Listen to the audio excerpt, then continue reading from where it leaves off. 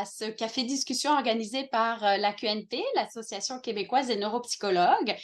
Donc, j'espère que vous avez tous et toutes eu le temps de vous préparer votre boisson chaude préférée pour pouvoir assister à ce café discussion.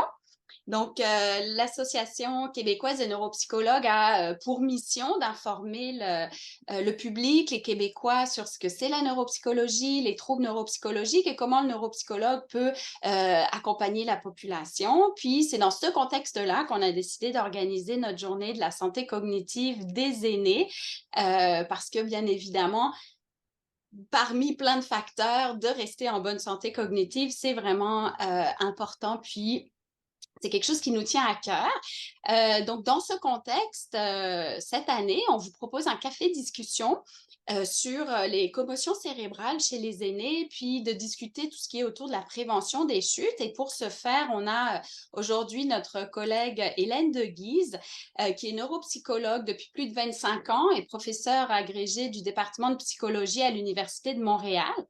Dr de Guise s'intéresse au développement d'outils d'évaluation et d'intervention pour les personnes qui ont subi une commotion cérébrale ou un traumatisme crânien. Puis elle est aussi impliquée dans le transfert du savoir, a notamment fait un guide de pratique en réadaptation pour les personnes TCC en âge avancé. Donc, nous avions bien l'impression que c'était toute la personne désignée pour la rencontre d'aujourd'hui. Alors, vraiment, merci mille fois d'avoir répondu à l'appel, docteur de Guise. Ce que je vous propose aujourd'hui, c'est ça, j'ai oublié de me présenter. Moi, je suis Elisabeth Perroling, vice-présidente aux communications à l'Association québécoise des neuropsychologues. Donc, c'est moi qui vais faire la modération aujourd'hui. Et en fait, ce qu'on vous propose, c'est que Dr de Guise puisse nous faire une présentation d'environ 20 à 30 minutes, puis qu'après, on puisse faire une discussion, qu'on puisse prendre vos questions. Donc, soit vous souhaitez écrire vos questions dans le chat, ou bien vous pourrez lever la main et prendre la parole dans un deuxième temps. Donc, sans plus attendre, je vous laisse la parole, puis je vais fermer mon micro et vous revenir suite à la présentation. Bien, merci beaucoup, Elisabeth. Merci beaucoup, la QNP, pour cette invitation. Ça me fait vraiment plaisir d'être ici aujourd'hui pour vous parler d'un sujet très important, le TCC, le traumatisme crânio-cérébral chez la personne âgée ou lors du vieillissement. Aujourd'hui, je vais vous parler plus spécifiquement de comment reconnaître le TCC, mais surtout, quelle est la prise en charge et la prévention du TCC, et notamment des chutes. Cette année, à la QNP, on a décidé de centrer un peu la journée de la santé cognitive sur les risques de chute et comment prévenir ces chutes-là. Donc, ça sera vraiment le contenu de ma présentation. J'aurais pu vous parler du TCC et du vieillissement pendant des heures et des heures, mais Elisabeth a dit que j'avais entre 20 et 30 minutes, donc je vais respecter ce temps-là. Vous savez, on entend parler de plus en plus dans les médias des commotions cérébrales, des multiples commotions cérébrales chez les athlètes. C'est très intéressant, ça nous permet vraiment de nous sensibiliser à la commotion cérébrale. Commotion cérébrale, c'est aussi ce qu'on appelle le traumatisme crânio-cérébral léger, donc le TCC léger. Commotion cérébrale, c'est employé dans le contexte sportif, alors que TCC léger, c'est employé dans d'autres contextes, comme par exemple les chutes ou encore les accidents de voiture. Donc, c'est intéressant d'entendre parler de plus en plus de commotion cérébrale, mais c'est quand même étonnant de voir qu'on ne parle pas tant que ça du TCC ou des commotions cérébrales chez les personnes âgées. Comme vous le savez sans doute, le vieillissement de la population au Québec et partout dans le monde est de plus en plus important. Et ici, vous avez des statistiques intéressantes qui ont été publiées en septembre 2022, où vous pouvez voir vraiment l'augmentation de la prévalence du nombre de personnes âgées. Donc ça, c'est une prédiction, une estimation du nombre de personnes âgées jusqu'en 2066. Tout en bas, vous avez la ligne des personnes âgées entre 20 et 64 ans, donc en bleu. En vert, vous avez les 0-19 ans, puis en orange, c'est le nombre total de personnes. Puis on voit qu'il y a quand même un effet plateau dans les prochaines années comme estimation. Ce qui est flagrant dans cette figure-là, c'est de voir à quel point les personnes âgées de plus de 65 ans vont augmenter au cours des prochaines années. Donc, il y a vraiment une augmentation significative du nombre de personnes âgées dans les prochaines années au Québec. Une personne sur 6 était âgée de plus de 65 ans en 2011. Et en 2031, et ça c'est presque demain, une personne sur 4 en fait sera âgée de plus de 65 ans. Et ce qui est intéressant de voir sur cette diapositive-là, c'est qu'en fait, vous voyez à droite qu'il y a quand même 12% en 2011 de personnes âgées de plus de 65 ans qui étaient âgées de plus de 85 ans. Puis on voit qu'en 2061, ça représente un nombre beaucoup plus important. Un quart des personnes âgées de plus de 65 ans seront âgées de plus de 85 ans, en réalité. Donc, la population au Québec est de plus en plus âgée, mais elle est de plus en plus âgée, en fait. Cette semaine, en regardant les journaux, je suis tombée sur cet article-là dans le Journal de Montréal, donc c'est tout récent. On voit que le Québec est quand même le 5e pays avec le plus de personnes âgées.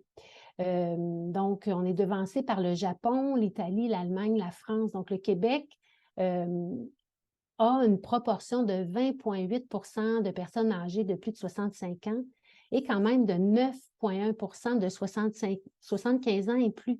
Donc, on parle ici de plus en plus de personnes âgées.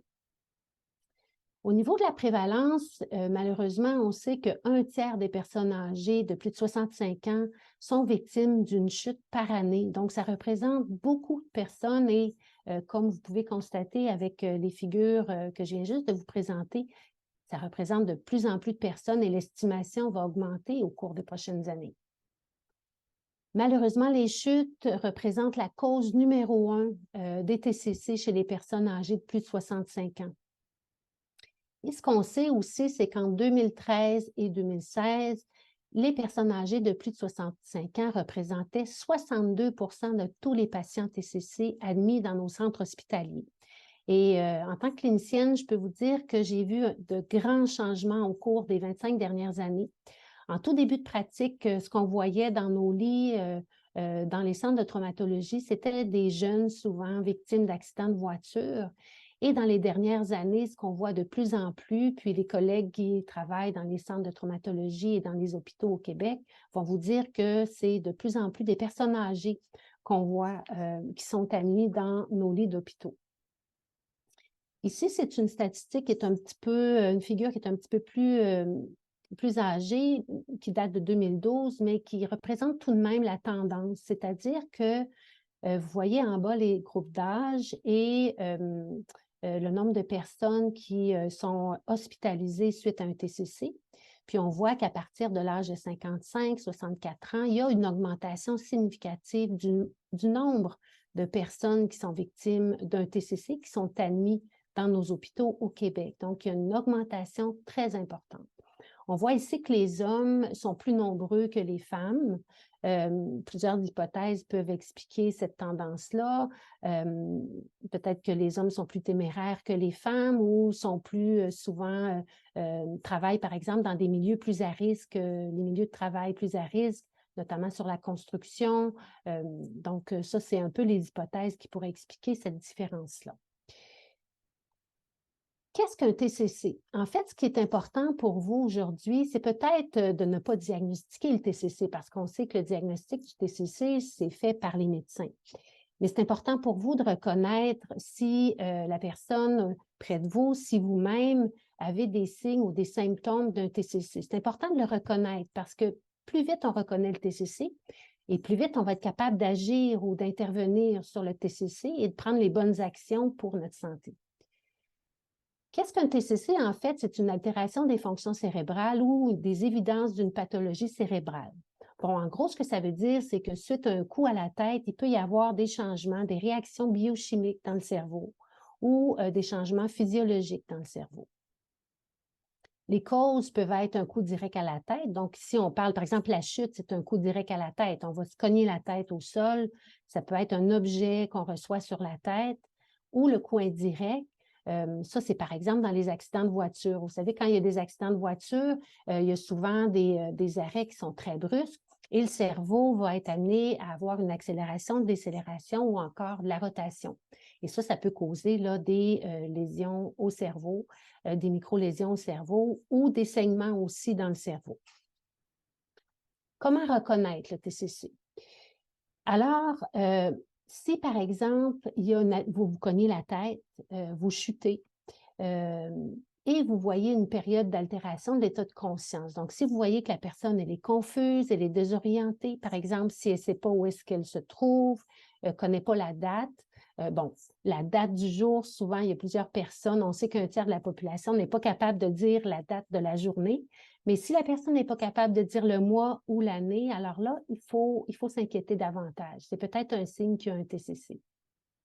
S'il y a une perte de conscience, c'est un autre signe pour reconnaître un TCC. S'il y a une amnésie post-traumatique, ça, l'amnésie post-traumatique, en fait, si la personne vous dit « Ah, ben c'est étrange, là, je ne me souviens pas d'avoir chuté, je ne me souviens pas de quelques minutes avant ma chute, et je ne me souviens pas, par exemple, de quelques minutes après ma chute ou une heure après ma chute, je ne me souviens pas du tout de ce qui s'est passé », c'est ce qu'on appelle l'amnésie post-traumatique. Et ça, c'est un signe que la personne s'est cognée la tête suffisamment, de façon suffisamment importante là, pour peut-être avoir devant nous une personne qui a eu un TCC. Il y a aussi les signes neurologiques transitoires ou les signes neurologiques localisés. Par exemple, si par exemple la personne a de la difficulté à marcher après s'être cogné la tête ou avoir des troubles d'équilibre, si la personne vous rapporte de la vision double, de la vision trouble, s'il y a présence de convulsions, par exemple, suite au coup à la tête, c'est un signe qui peut avoir un TCC. La convulsion, en fait, c'est comme la crise, c'est comme de l'épilepsie que vous connaissez sans doute un petit peu mieux. C'est des tremblements des membres qui sont incontrôlés. Ce n'est pas le même mécanisme que l'épilepsie, mais ça indique quand même que le coup à la tête a été important. Et la lésion intracrânienne, ça, c'est le fait d'avoir un saignement dans le cerveau. Bon, c'est sûr que ça, vous ne pouvez pas reconnaître ça tout de suite après l'accident, mais si vous allez à l'urgence et on vous dit qu'il y a eu un saignement dans votre cerveau, c'est ce qu'on appelle le saignement intracrânien. Ça indique clairement qu'il y a eu un coup à la tête important ou un TCC. Donc, en fait, on voit que plus, par exemple, l'état de conscience, l'altération de l'état de conscience, la perte de conscience ou l'amnésie, elle est longue, et plus le TCC est sévère. Donc, si vous avez un de ces signes-là, je pourrais vous dire que vous pouvez lever votre drapeau rouge. Il y a peut-être un signe d'un TCC et donc il faut prendre action, en fait. Je vais vous en parler un petit peu plus tard. Malheureusement, suite à un TCC, il y a plusieurs conséquences qui sont possibles.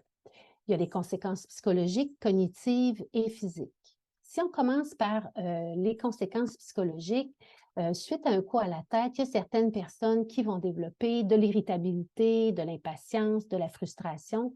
Donc, en fait, si votre proche a la mèche courte, on peut penser que c'est une conséquence là, du TCC. Il peut y avoir aussi de la dépression et de l'anxiété. Et ça, c'est très important de bien l'identifier. C'est souvent un signe, un symptôme qui apparaît un petit peu plus tard et qui persiste. Lorsque l'anxiété et la dépression persistent, c'est beaucoup plus difficile de traiter les symptômes ou les séquelles qui pourraient être persistantes. Il y a aussi les conséquences cognitives. Donc ici, on parle surtout de perte de mémoire, de baisse de la concentration ou de ralentissement de la pensée. Par exemple, les personnes vont oublier des tâches, oublier des choses, vont aller à l'épicerie, oublier la moitié de la liste d'épicerie, avoir de la difficulté à suivre des conversations, oublier des rendez-vous. Au niveau de la concentration, ça peut être aussi de la difficulté à se concentrer pendant longtemps lors de la lecture, pas être capable d'écouter un film au complet, être dans la lune ou avoir de la difficulté à suivre des conversations pendant un long moment. Les gens vont aussi nous dire qu'ils sont comme dans un brouillard cognitif. La vitesse, ça peut se manifester, par exemple, par la sensation que tout va vite, trop vite autour de soi. Donc ça, c'est un signe d'une conséquence cognitive.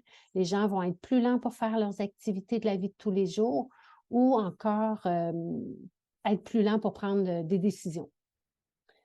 Au niveau physique, les gens vont se plaindre de maux de tête suite au TCC, des problèmes de nausées, La fatigue aussi, ils vont vous dire qu'ils ont beaucoup plus de fatigue à faire des choses qu'ils faisaient facilement avant le TCC.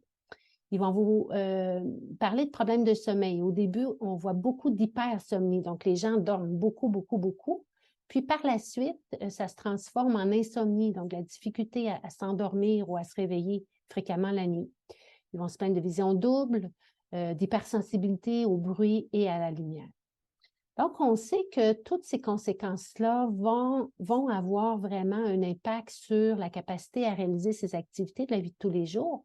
Puis, en vieillissant, ce n'est pas nécessairement la difficulté de retourner au travail ou à l'école, mais c'est tout aussi important de réaliser qu'on a de la difficulté à pratiquer les loisirs qu'on aimait avant ou à sortir ou à faire les activités sociales qu'on avait avant, nos activités fonctionnelles aussi. Puis, le fait d'avoir ces conséquences-là, en fait, va un petit peu nourrir les sentiments de dépression et d'anxiété. Donc, les gens vont être de plus en plus isolés, les personnes âgées vont être de plus en plus isolées, vont développer des troubles de dépression et d'anxiété. Et là, à ce moment-là, c'est plus difficile d'intervenir ou de traiter. On a vu durant la COVID, je ne vais pas reparler de ça, mais durant la pandémie, les personnes âgées ont été isolées pendant longtemps et on a vu une augmentation très importante de la dépression et de l'anxiété. Donc, le fait de ne pas participer à ces loisirs, de ne pas faire ces activités fonctionnelles, d'être isolé, va faire en sorte que les symptômes vont être exacerbés et vont avoir tendance à chroniciser. Et c'est tout à fait ça qu'on doit éviter là, suite à un TCC. En général, par rapport à l'adulte, l'aîné TCC va malheureusement avoir un pronostic plus défavorable au niveau cognitif, fonctionnel et psychosocial. Donc, suite à un TCC, en fait, en vieillissant, on a une réserve cognitive et physique qui est moins importante. On est capable quand même, il y a une plasticité cérébrale en vieillissant. On est capable de compenser, notre cerveau est capable de se réorganiser, mais c'est peut-être pas aussi rapide et peut-être pas aussi efficace que quand on a 20 ans. Donc, le pronostic à ce niveau-là est peut-être plus défavorable. Les hospitalisations sont plus longues. Il y a plus de visites à l'urgence également. Puis, malheureusement, il y a un risque accru de mortalité suite à un TCC. En 2013 et 2016, un aîné sur 5 est décédé des suites de la blessure, mais ici, on parle surtout d'un traumatisme crânio-cérébral qui est modéré ou grave. Ici, bon, il y a beaucoup, beaucoup de chiffres, là. En fait, c'est une étude que j'ai réalisée avec mon équipe de recherche en 2015 où on voit vraiment le pronostic des personnes âgées qui ont subi un TCC. En bas, vous avez l'âge entre 65 et 75 ans, notre groupe 76 à 85, 86 à 95, et on avait des patients hospitalisés de 96 ans et plus. Ce qu'on voit de façon générale, dans la première colonne, le premier bâtonnet à gauche, vous voyez les patients qui retournent à la maison. Mais j'aimerais attirer votre attention surtout sur le bâtonnet qui est le plus foncé, le quatrième bâtonnet. On voit qu'il y a une augmentation, en fait, du risque de placement en centre de soins de longue durée. Plus on vieillit et plus les patients, suite à leur hospitalisation, ne seront pas capables, en fait, de retourner à la maison. Donc, on voit qu'entre 65 et 75 ans, on parle de 9,2 alors que 96 ans et plus, si vous avez un TCC et que vous êtes hospitalisé, vous avez une chance sur 2 de retourner à la maison. Alors que les plus jeunes vont pouvoir retourner à la maison. On sait que 75% des gens retournent à la maison suite à un TCC, même âgés de plus de 65 ans. Donc, c'est quand même excellent, retournent à la maison ou vont bénéficier de réadaptation en centre de jour ou réadaptation à l'interne pour ensuite retourner à la maison. Donc, en fait, c'est seulement en tout et partout 23% des personnes âgées de plus de 65 ans qui ne pourront pas retourner à la maison, alors que la majorité pourront retourner à la maison suite à un TCC. Maintenant, quelles sont les causes du TCC? Je vous ai dit tout à l'heure que la première cause, c'était les chutes et heureusement, les chutes, c'est quelque chose qu'on peut éviter. Donc, je vais tout d'abord vous parler des causes du TCC, puis ensuite, on va parler de la prévention les causes du TCC, soit les chutes, mais aussi, par la suite, je vais vous parler de la prévention des chutes. Quelles sont les causes des chutes? Donc, vous avez peut-être plein d'idées en tête. On peut les regrouper, ces idées-là, en 6 grandes catégories. En vieillissant, on sait qu'il y a un déclin qui est tout à fait normal au niveau physique et cognitif. Mais le contexte, parfois, peut varier en vieillissant. C'est-à-dire que la première catégorie, c'est la polypharmacologie. Donc, en vieillissant, on a de plus en plus de risques de prendre plusieurs médicaments et on sait que l'interaction des médicaments peut causer des vertiges, des problèmes d'équilibre, parfois même de la somnolence et de la confusion. Donc, ça nous met à risque de chuter. Deuxième catégorie, c'est les vulnérabilités sensorielles. Donc, si on voit moins bien et on entend moins bien, on est davantage à risque de ne pas percevoir les obstacles et donc de chuter. Troisième catégorie, c'est les vulnérabilités cognitives. J'en ai parlé un petit peu tout à l'heure, mais le fait d'avoir un léger ralentissement ou d'avoir un peu moins de concentration, une moins bonne capacité à porter attention va faire en sorte qu'on peut être plus distrait, un petit peu plus lent à réagir à certaines situations, aux obstacles, et donc nous mettre à risque de chuter davantage. Une autre catégorie, c'est les vulnérabilités cardio-respiratoires. Donc, le fait d'avoir des problèmes cardio-respiratoires va faire en sorte qu'on peut avoir des vertiges, par exemple, des pertes de conscience, des pertes de connaissance, être moins endurant. Donc, c'est un autre facteur de risque. Il y a certaines études récentes qui ont nommé, en fait, la kinésiophobie. Qu'est-ce que c'est la kinésiophobie? En fait, c'est la peur des mouvements. C'est la peur de chuter aussi. Donc, c'est des études récentes qui ont démontré que les personnes qui développaient la kinésiophobie vont faire en sorte qu'ils ne vont pas sortir, ils vont rester à la maison de plus en plus de peur de chuter. Et donc, le fait de ne pas sortir, de rester à la maison, ça va augmenter vraiment ce qu'on appelle le déconditionnement. Donc, le fait de moins sortir, de moins marcher, de moins avoir d'interaction sociale va faire en sorte qu'on va déconditionner. Donc, on va être de moins en moins en forme, en santé, et ce qui va faire en sorte que la prochaine fois qu'on va sortir va nous mettre à risque de chuter. Et les vulnérabilités musculo-squelettiques, donc le fait d'avoir de l'arthrite, de l'arthrose, d'être moins mobile, d'avoir moins de masse musculaire va faire en sorte qu'on va être moins en mesure de supporter, par exemple, un déséquilibre ou de compenser pour les mouvements. La question qu'on peut se poser maintenant, c'est quoi faire? Si vous voyez des signes et symptômes d'un TCC, vous devriez aller voir le médecin le plus rapidement possible. Plus on agit vite et plus les chances de récupérer sont meilleures. Et vous devriez vous attendre à ce que le médecin, votre médecin, vous pose des questions sur votre historique de santé physique, cognitive, mais aussi l'histoire de la chute. Votre médecin devrait faire un examen physique. Ça, c'est important aussi de savoir qu'il doit vérifier l'équilibre, vérifier le système vestibulaire aussi, dépister les symptômes post-commotionnels, puis aussi, on a parlé de santé mentale, notamment la kinésiophobie. C'est important de poser des questions pour être en mesure de mieux évaluer le pronostic. La question que vous pouvez avoir, c'est, bon, si j'ai un coup à la tête, qu'est-ce que je fais? Est-ce que je vais tout de suite à l'urgence? Vous connaissez la situation des urgences au Québec là, depuis quelques années. Est-ce que je vais voir mon médecin de famille? Qu'est-ce que je dois faire? Ici, ça, c'est une étude de l'INES qui nous a déterminé, en fait, les symptômes. Si vous avez ces symptômes-là, ces signes et symptômes-là, vous devez immédiatement vous rendre à l'urgence. S'il y a une perte ou une détérioration de l'état de conscience, s'il y a des maux de tête qui augmentent, si la personne se sent plus léthargique, dans le brouillard, confuse, agitée, si vous voyez des changements de la personnalité, de l'agressivité plus importante, c'est important de se rendre à l'urgence. Des pleurs excessifs, ça, c'est plus pour les petits. Somnolence importante, si vous avez de la difficulté à réveiller votre proche, c'est un signe qu'il faut se rendre à l'urgence. S'il y a des vomissements répétés, si la personne a de la difficulté à marcher ou à parler, si vous voyez qu'elle parle comme si elle avait une patate chaude dans la bouche, ce qu'on appelle de la dysarthrie, ou si vous voyez qu'elle cherche ses mots plus qu'avant l'accident, c'est important d'aller à l'urgence. Si vous voyez qu'elle ne reconnaît pas les lieux, c'est pas où est-ce qu'elle est, qu'est-ce qui s'est passé, il faut aller à l'urgence. Si vous voyez des convulsions, j'en ai parlé tout à l'heure, et si la personne se plaint de vision double. Donc ça, c'est tous les signes qui vous disent de consulter à l'urgence immédiatement, et particulièrement si vous prenez des anticoagulants.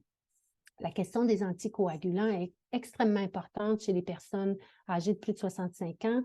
Plusieurs d'entre vous ou vos parents, vos grands-parents prennent des anticoagulants comme par exemple de l'aspirine, le bébé aspirine à tous les jours ou encore du Coumadin, de l'héparine. Ça, c'est des produits qui font en sorte que le sang, c'est pour contrer des problèmes, par exemple comme des AVC ou des complications cardiovasculaires. Mais ça éclaircit le sang.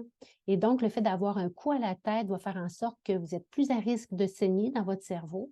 Ce saignement-là risque d'être plus important et plus rapide. Donc, quand il y a des anticoagulants, les données probantes nous disent qu'il faut, si on se cogne la tête, il faut consulter à l'urgence, peu importe les signes et symptômes. Ce qui est important de savoir aussi, c'est que les personnes âgées ont le potentiel de retrouver leur niveau prémorbide suite à un TCC. Ça prend des interventions qui sont appropriées, qui sont réalisées de façon ciblée à leurs besoins et ces interventions-là peuvent augmenter de façon significative l'intégration sociale et la qualité de vie de l'individu. Donc, c'est vraiment très positif de savoir que la réadaptation, en fait, fonctionne aussi chez les personnes plus âgées. Ce qui est important avant d'intervenir, c'est de prévenir. Donc, la prévention est extrêmement importante en amont. Qu'est-ce que je peux faire, en fait, pour éviter d'avoir un TCC?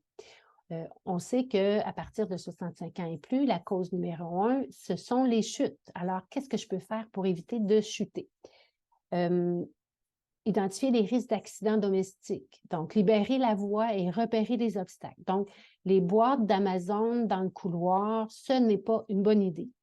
Il faut nettoyer les couloirs, il faut éclairer les couloirs, les cages d'escalier. La cage d'escalier pour aller au sous-sol, il faut bien l'éclairer. Avoir des barres d'appui près des escaliers et aussi, par exemple, dans la douche, c'est très important. Vous pouvez faire appel à un ergothérapeute. Les ergothérapeutes peuvent évaluer les risques d'accidents domestiques et donc vous donner un paquet de conseils sur quoi faire pour éviter de chuter. Par exemple, enlever les tapis. Vous savez, les petits tapis qui rebiquent au fil des années là, dans les coins. Ça, c'est un risque ça cause un risque très élevé de chute. Si il y a une crise du verglas, si c'est glacé à l'extérieur, demandez à vos enfants, vos petits-enfants, de venir vous porter vos courses. Mettez du sel aussi sur les escaliers. Demandez de l'aide. Si vous avez besoin d'une canne, utilisez votre canne. Prenez soin de votre capital santé. Donc, on parlait de problèmes cardiovasculaires ou des problèmes musculo-squelettiques. Faites des suivis réguliers avec votre médecin. Faites vérifier votre vision ou votre audition. Lunettes, appareils auditifs, c'est extrêmement important. Puis, parlez de la médication et des effets secondaires avec votre médecin. Là, je vois dans notre auditoire aujourd'hui, on a des gens qui sont âgés de moins de 65 ans ou des plus jeunes. Bien, ça, c'est des recommandations que vous pouvez partager avec vos oncles, vos tantes, vos parents, vos grands-parents. Donc, même si on n'est pas on est plus jeune que 65 ans, prenez ces conseils-là, puis discutez de ça lors de votre prochain party de Noël avec votre famille, avec vos grands-parents. Donc, diffusez ces facteurs de prévention-là. Veillez à avoir une bonne santé cognitive. La stimulation cognitive est extrêmement importante pour votre cerveau. Le fait de pratiquer des activités sociales régulières, d'apprendre des nouvelles choses, par exemple, d'écrire son journal, de lire, de pratiquer de l'art, de faire des activités en groupe, de discuter, d'argumenter.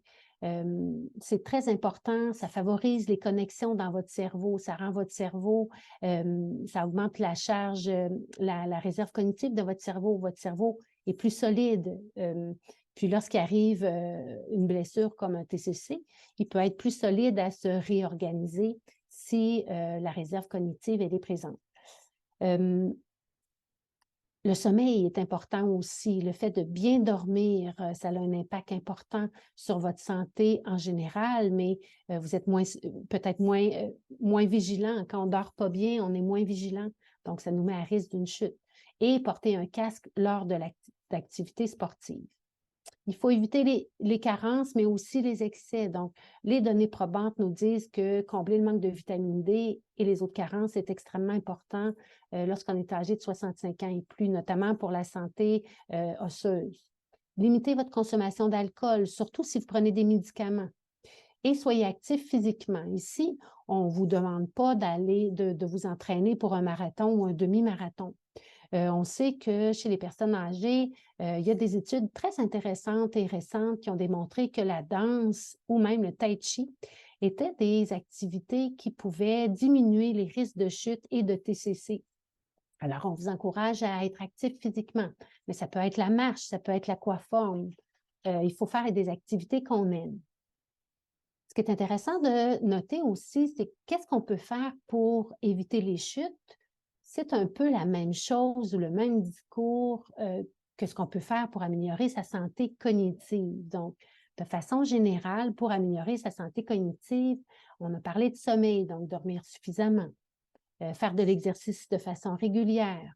L'alimentation est aussi importante. Donc, les données probantes nous disent qu'un régime de type méditerranéen peut être très bénéfique pour la santé cognitive. Ici, on parle de consommer des légumineuses, des fruits, des légumes, de l'huile d'olive, du poisson, par exemple. Limiter aussi la consommation d'alcool. Je vous ai parlé tout à l'heure de la stimulation intellectuelle et des suivis médicaux réguliers. Donc, ce qu'on voit, c'est que pour améliorer sa santé cognitive, en fait, c'est un 2 pour 1. En améliorant notre santé cognitive, on diminue aussi nos chances de chuter. Une des questions qui revient régulièrement lorsqu'on parle de santé cognitive et de TCC notamment, c'est qu'en est-il des risques de développer une démence? Il y a une étude, bon, ça c'est un gros tableau, c'est écrit petit, mais on va faire le tour ensemble, étape par étape. Ce qui est intéressant de voir ici, c'est qu'on sait que 40% des cas de démence sont évitables. Donc ça, ici, c'est un tableau qui provient d'une étude, d'une méta-analyse qui a été publiée en 2020, donc c'est assez récent, par un groupe de chercheurs qui regroupait des chercheurs de partout dans le monde et qui ont été capables, avec toutes les études scientifiques qui ont été publiées dans les dernières années, d'aller extraire les facteurs de risque de développer une démence. Et ce qu'on s'est rendu compte, c'est qu'en fait, on pouvait éviter 40% en agissant sur notre santé physique et cognitive. Bon, il y a 60% des risques de démence, des facteurs de risque qu'on ne connaît pas encore, ou qui ne sont pas très clairs, mais il y a 40% là, qui ont été identifiés. Si vous regardez en haut à gauche, dans la section en vert, on sait que l'éducation peut expliquer 7% des risques de développer une démence. Donc, le fait d'être moins éduqué fait en sorte que ça peut augmenter les risques de démence. Donc, l'éducation, ici, on parle d'aller à l'école, on parle aussi de formation, on parle de suivre des cours. Donc, mais ça, c'est vrai pour toutes les étapes de la vie. On vous encourage à continuer à faire des formations, à faire des cours comme aujourd'hui, par exemple. Ça, c'est une façon de stimuler notre cerveau aussi. Et vous voyez que le fait d'être plus éduqué, donc on a une réserve cognitive, je reviens à la réserve cognitive, elle est plus importante et donc les risques de développer la démence, le cerveau est plus solide, si on veut, et donc moins à risque de développer la démence ou de retarder les indices de la démence. À l'âge moyen, en bleu, vous avez plusieurs facteurs, notamment la perte d'audition qui pourrait expliquer 8% quand même des risques de développer la démence. Pourquoi, en fait? C'est que le fait de ne pas entendre ferait en sorte qu'on aurait moins de stimulation au niveau de notre cerveau. Et là, je rattache encore à la réserve cognitive.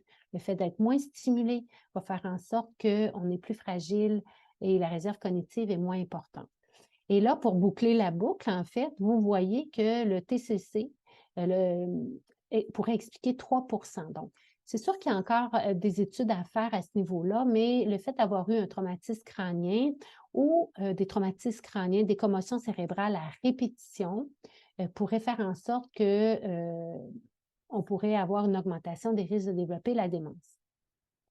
L'hypertension, on sait que l'hypertension pourrait endommager certaines parties du cerveau, notamment certaines régions frontales et temporales qui partagent en fait les mêmes zones que celles affectées lors de la démence.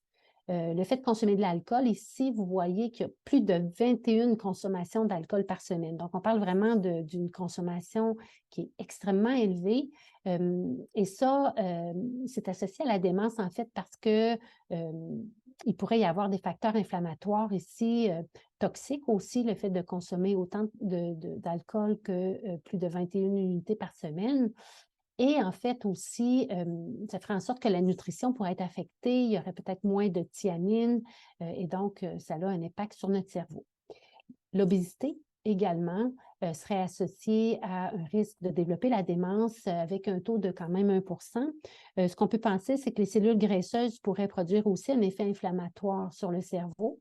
Et en fait, les bonnes graisses seraient moins présentes et donc, encore là, représenteraient un facteur de risque. Si on va plus tard dans la vie, quels sont les facteurs, les variables qui pourraient expliquer les risques de développer la démence? Bon, tout d'abord, le fait de fumer, le tabagisme serait en lien avec la santé vasculaire, les risques d'avoir un AVC. Je vous ai parlé de la dépression tout à l'heure et l'isolement social, donc le fait d'être moins actif intellectuellement et physiquement pourrait faire en sorte que ça pourrait augmenter les risques. Je vous ai parlé de l'inactivité physique. Et il y a des études un petit peu plus récentes qui parlent de la pollution de l'air, mais je vous dis tout de suite, ces études sont assez controversées tout de même. Mais le fait d'être dans un environnement très pollué pourrait avoir des effets inflammatoires et oxydants sur le cerveau et finalement le diabète, qui pourrait faire en sorte qu'un taux élevé d'insuline pourrait venir affecter le fonctionnement des neurones. Ce que ça veut dire, ce tableau-là, c'est qu'en fait, on peut faire plein de choses pour éviter de chuter, pour éviter de développer une démence et pour favoriser notre santé cognitive et notre santé physique. Platon disait « Les yeux de l'esprit ne commencent à être perçants que quand ceux du corps commencent à baisser ». Ça veut dire qu'en vieillissant, on est un petit peu plus sage peut-être, on a des connaissances plus grandes, et aussi, on a une intelligence cristallisée des connaissances qui augmente en vieillissant, ce qui fait en sorte qu'on est beaucoup plus outillé pour prendre soin de sa santé et pour poser des actions aussi pour prendre la santé, pour prendre soin de votre santé. Puis aujourd'hui, j'espère vraiment vous avoir transmis plein d'outils pour vous aider à vieillir en santé. Puis pour les plus jeunes, à sensibiliser vos parents, vos grands-parents à prendre action pour se protéger sa santé cognitive et sa santé physique. Alors, merci beaucoup pour votre attention, puis je pense qu'on peut laisser la place aux discussions. Merci beaucoup, docteur De Guise. Encore plein de belles informations pour nous aider à accompagner effectivement les gens qui sont présents aujourd'hui, notre entourage, les gens avec lesquels on intervient, parce que je pense qu'on a aussi des professionnels qui se sont joints à nous aujourd'hui, nos familles. Donc, effectivement, moi, je trouve ça vraiment très, très inspirant parce que c'est sûr qu'il faut qu'on soit préoccupé de certaines situations qui pourraient, en fait, être des facteurs de risque pour les chutes, mais j'entends qu'il y a quand même beaucoup de choses qu'on peut faire.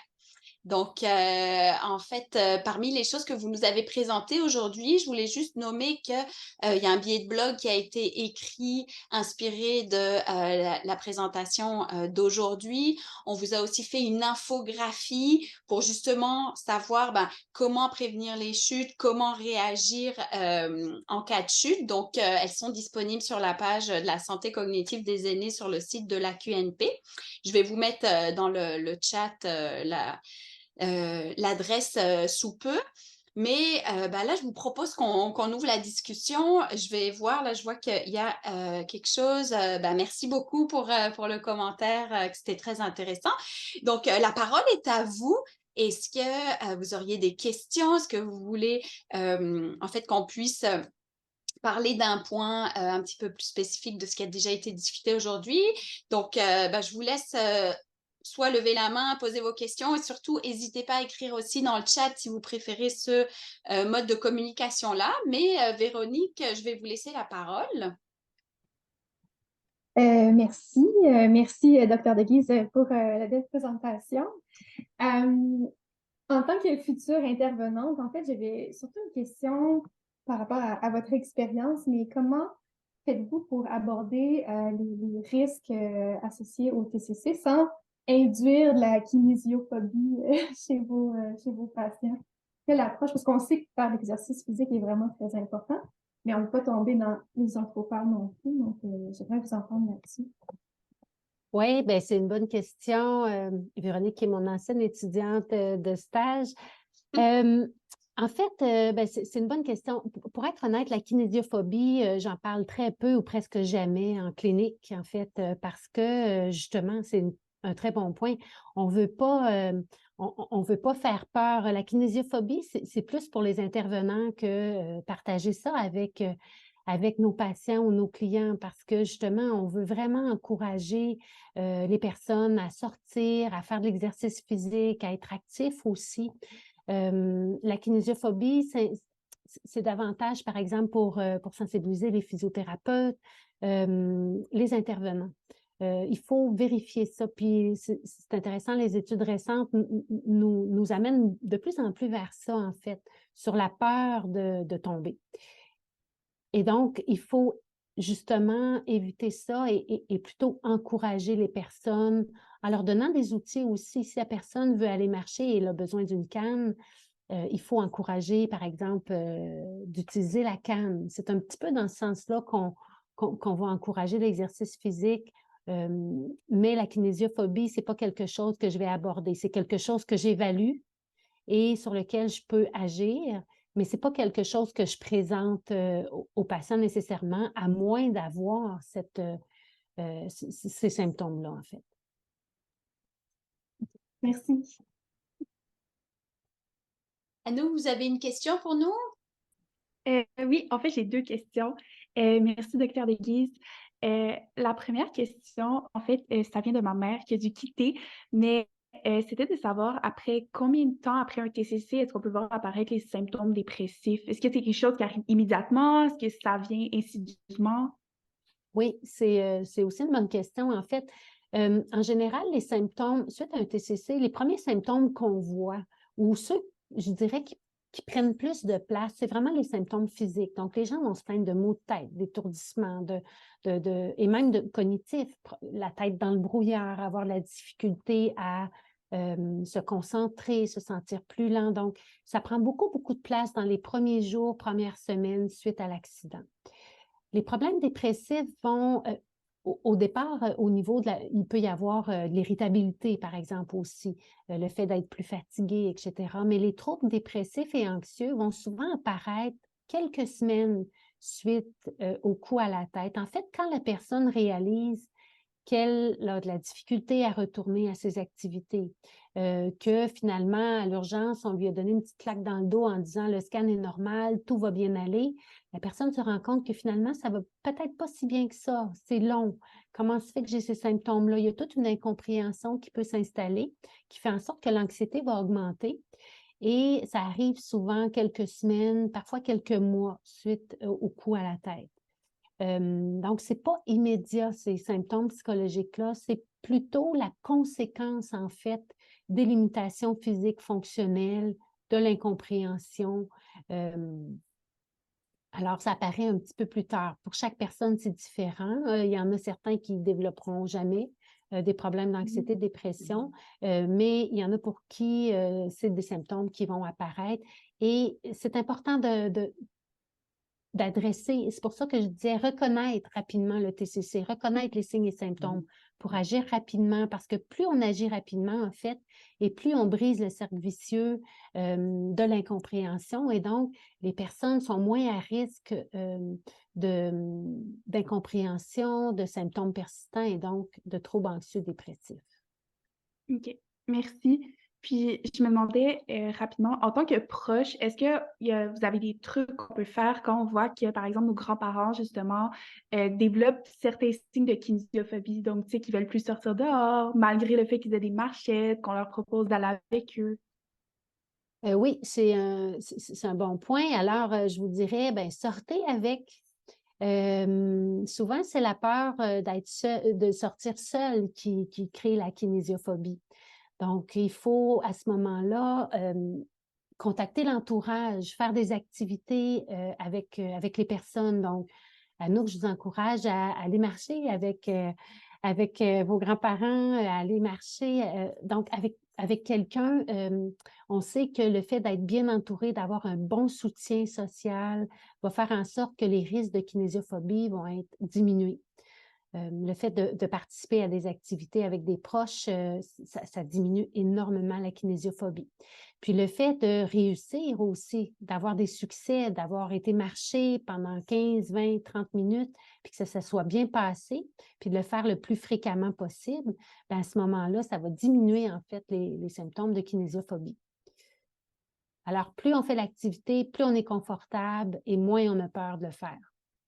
OK. Puis, Merci beaucoup.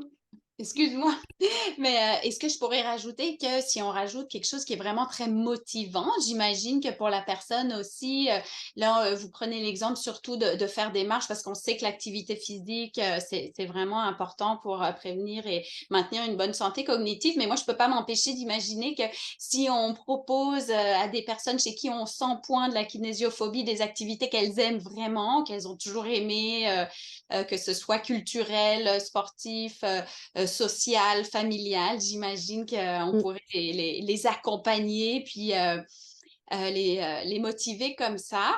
Moi, je me disais peut-être aussi d'avoir, de favoriser, au lieu de me demander à moi, grand-mère, de descendre tes poubelles, continue à les descendre toute seule. Au lieu que moi, j'aille chercher ton livre parce que tu as envie de lire, lève-toi, va quand même le chercher parce que toutes ces petites activités, j'imagine que ça participe aussi à faire cette activité physique. On a tendance à vouloir materner un peu nos personnes âgées, mais sans doute qu'à continuer à les encourager à garder cette autonomie aussi, ça doit les aider. Tout à fait. On a une question aussi de Stéphanie je vais me permettre de lire votre question directement. Donc, en fait, Stéphanie est ergothérapeute au soutien à domicile et en courte durée, pardon. Puis, elle entend souvent de la part des médecins généralistes suite à une chute avec TCC léger chez la personne âgée qui n'a rien à faire, surtout si la personne a un trouble neurocognitif déjà documenté. Donc, est-ce que vous pourriez nous parler de pistes d'intervention préciser, pardon, est-ce que vous pourriez préciser les pistes d'intervention que vous avez déjà mentionnées dans votre présentation? Malheureusement, notre auditrice n'a pas de neuropsy dans son domaine. Puis, merci de la question, Stéphanie, parce que moi, ça m'amène aussi à demander à Dr. De Guise, mais dans le fond, quand est-ce qu'on recommanderait, bon, les neuropsies, mais je vous laisserai d'abord répondre à la première question. Là, je vais peut-être un peu vite. Pardon. C'est sûr que suite à un TCC en âge avancé, il y a 20 ans, 25 ans, quand j'ai commencé la pratique, il y avait cette idée-là qui circulait, qui disait que, bon, ben, si on est plus âgé, ça ne sert plus à rien de faire la réadaptation.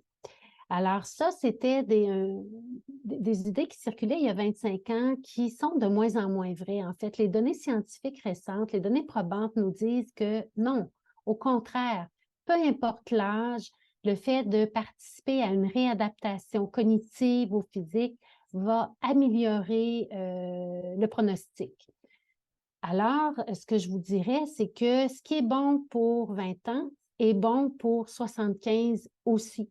C'est ce que les données nous disent finalement. Bon, peut-être que ça prendra un petit peu plus de temps pour participer à la réadaptation, pour reprendre ses capacités fonctionnelles, mais peu importe l'âge, la réadaptation reste la solution. Maintenant, au niveau, donc on a parlé le fait de bouger, s'il y a des changements, s'il y a un impact fonctionnel, si la personne n'est pas capable de réaliser ses activités, plus tôt on commence la réadaptation physique et cognitive, et meilleures sont les chances de récupérer à un niveau prémorbide. Donc, ça peut être des interventions en physiothérapie, en ergothérapie.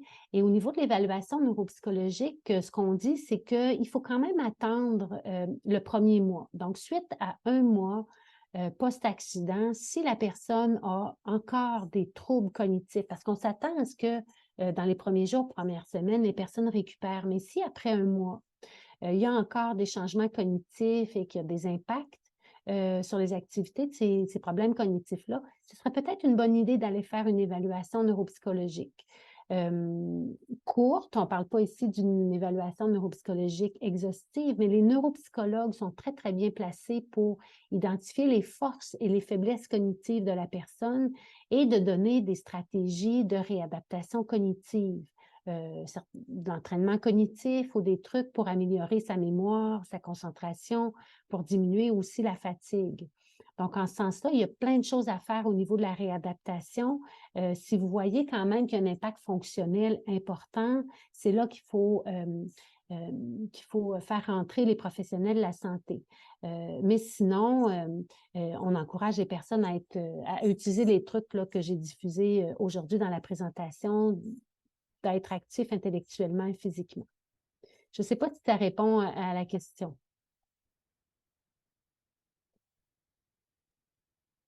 Oui, merci, disait Stéphanie. Donc, je vous encourage, si quelqu'un d'autre a une petite question, on a encore quelques minutes devant nous. N'hésitez pas surtout.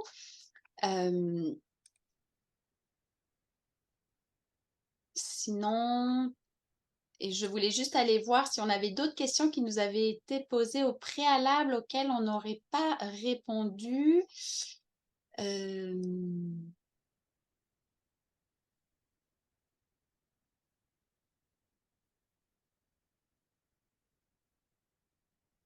pense que on avait pas mal abordé ce que nos participants nous avaient proposé comme question au préalable.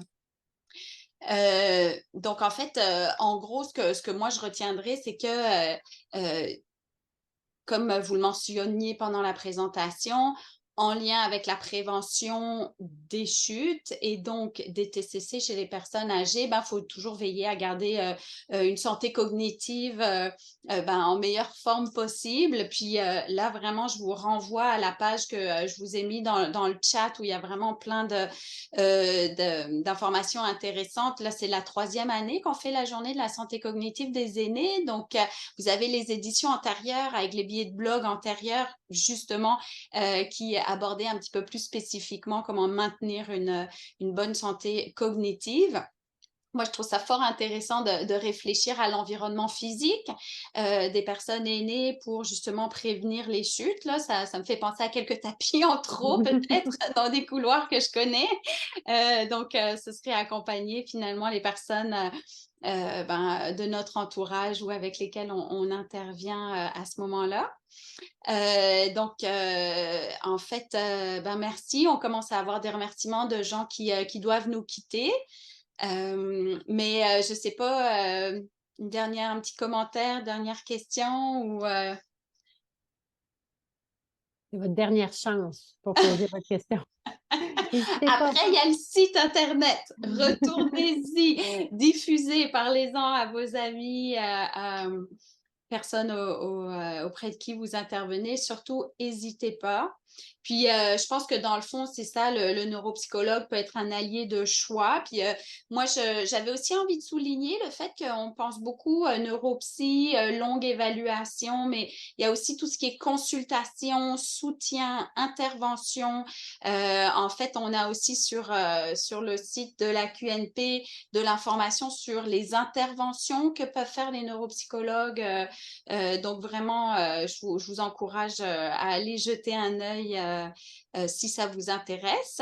Et puis sinon, écoutez, je vais tout simplement vous remercier tous et toutes d'avoir passé ce café discussion avec nous. Merci, docteur De Guise, d'avoir été présente. Puis en fait, je vous dis à très bientôt parce que finalement, les gens ne le savent pas, mais on se revoit l'année prochaine pour un autre projet autour des TCC avec la QNP. Alors, merci encore. Puis bonne fin de journée à tous et toutes.